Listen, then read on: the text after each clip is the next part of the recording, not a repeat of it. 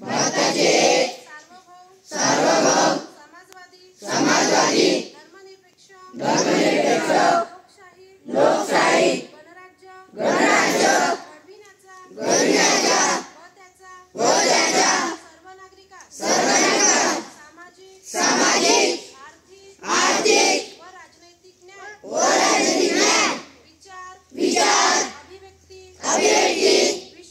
विश्वास श्रद्धा व उपासना यांचे स्वातंत्र्य दर्जाची व संधीची समानता निश्चितपणे प्राप्त करून देण्याचा आणि त्या सर्वांमध्ये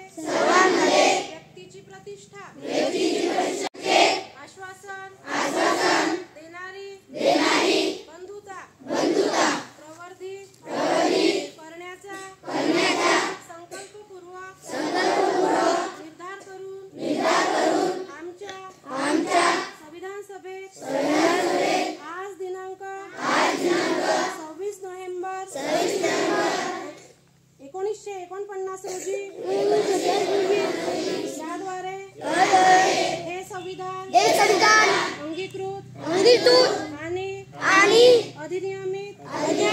करून स्वतःप्रत अर्पण करीत आहोत। एक साथ विश्राम हो गया।